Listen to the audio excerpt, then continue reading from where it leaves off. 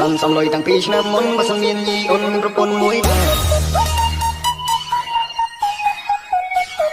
មានអូនឲ្យបងគួយគុណបើសិនអូនចិត្តទុនមកសម្រួលលួចបងមុនណាសំភារយអូនសំរួលជាមួយម៉ែអូនហើយបងគឹមសិនអូនក៏បងស្រីព្រោះតែពេលនេះម៉ែមិនតន់ព្រមទេ